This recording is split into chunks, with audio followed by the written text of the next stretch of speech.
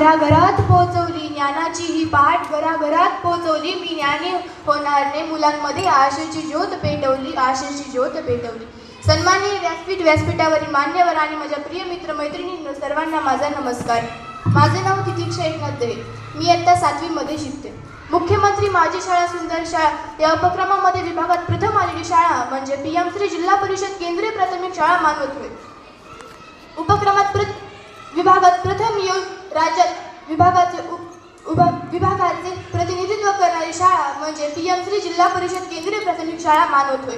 1ली ते 8वी मध्ये सर्वाधिक पटसंख्या असणारी शाळा म्हणजे PM श्री जिल्हा परिषद केंद्रीय प्राथमिक शाळा मानवत होय. या शाळेची मी विद्यार्थिनी आहे याचा मला अभिमान आहे. डॉक्टर, इंजिनियर घडवणारी फॅक्टरी म्हणजे शांताबाई नखाते विद्यालय पाथरी. आज या गुणगौरव सोहळ्याचे उत्तमरित्या नियोजन केलं त्याबद्दल मी मॅडमचे आणि येथील सर्व शिक्षक मुख्याध्यापकांचे अभिनंदन आणि आभार व्यक्त करते. आता स्पर्धा परीक्षा म्हणलं की आले त्याच्यामध्ये प्रश्न आणि ते जास्त करून सामान्य ज्ञानाचे वस्तुनिष्ठ प्रश्न, सगळेच प्रश्न ते आपल्याला पाठ असणे गरजेचे आहे आणि ह्यामध्ये सगळ्यात जास्त उपयोग होणार आहे ते म्हणजे मी ज्ञानी होणारचा. या उपक्रमामध्ये हजारो प्रश्न असतात. सगळ्या ह्या राज्याची राजधानी कोणती, ह्या देशाची राजधानी कोणती, हे धरण कुठे, ते धरण कुठे, हे सगळं त्या उपक्रमामध्ये असतं. आणि आमच्या शाळेमध्ये दररोज सकाळी 5 प्रश्न आमचे पवार सर घेतात.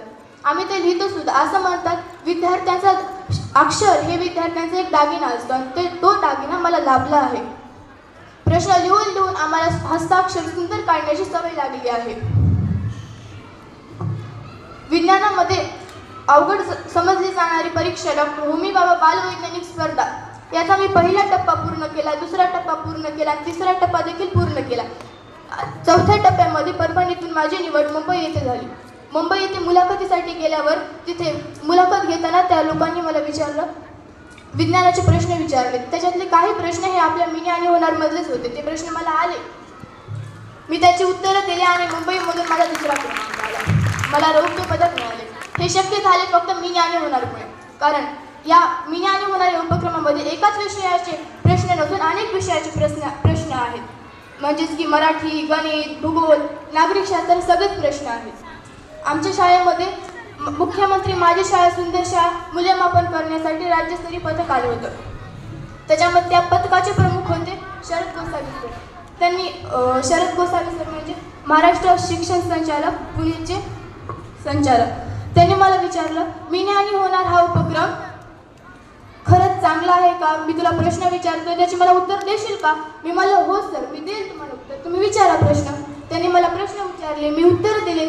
ते म्हणले खरंच हा उपक्रम खूप सुंदर आहे, मला हा उपक्रम खूप आवडला.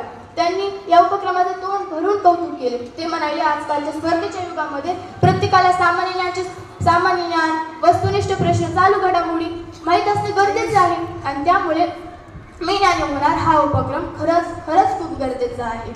आता प्रत्येक परीक्षा म्हणलं की फीस येणारच. अशी एकही परीक्षा नाही की त्याच्यामध्ये फीस नसते. पुस्तकाला लागणारच, त्याला लागणारच. पण मी लांडगे सरांचं खूप कौतुक करते. सरांनी त्या परीक्षेला 1 रुपयाही घेतला नाही. विनामूल्य ही परीक्षा ठेवली आणि आता ट्रॉफी देखील देत आहे. मला खरंच ही परीक्षा खूप आवडली. विद्यार्थ्यांना सांगू इच्छिते, मित्रांनो, स्वप्न मोठी पाहत जा. दुसऱ्या नंबरवर कधीच प्रयत्न करायचा नाही याचा. नेहमी फक्त ध्येय एकच ठेवायचं की पहिल्या नंबरवर मी आला पाहिजे. आमचे पवार सर म्हणतात, मनात जर जिद्द आणि मेहनत असेल तर कोणतीच गोष्ट अशक्य नाही. पण फक्त ते सत्यात उतरवायचं असेल तर जिद्द आणि मेहनत ही गरजेची आहे. आपले स्वप्न जेव्हा मोठे असते ना तेव्हा हे जग लहान दिसतं आणि आपले स्वप्न जेव्हा लहान असतात तेव्हा हे जग मोठं दिसतं. म्हणून मित्रांनो, ज्याला धन मिळवायचे आहे त्यांनी एक कण सुद्धा वाया घालू नये. ज्याला धन मिळवायचे आहे त्यांनी एक कण सुद्धा वाया घालू नये. ज्याला ज्ञान मिळवायचं आहे त्यांनी एक क्षण सुद्धा वाया घालू नये. पूर्ण जिल्ह्याचे मी ज्ञानी होणारचे काम पाहणारे डोंगरे सर तुमचेही खूप खूप अभिनंदन. कारण की तुम्ही पण पूर्ण जिल्ह्याचे काम पाहता. शेवटी सांगेल, ज्ञानाचे बीज जेव्हा रोवतो त्याचा वटवृक्ष होतो. ज्ञानाचे बीज जे आपण रोवतो त्याच्यानंतर वटवृक्ष होतो आणि मी ज्ञानी होण्याचा प्रत्येक बालमित्र हा भविष्याचा अधिकारी होतो, भविष्याचा अधिकारी होतो. एवढे बोलून मी माझे 2 शब्द संपवते. मला इथं व्यासपीठावर बोलण्याची संधी दिली त्याबद्दल मान्यवरांचे आभार मानते.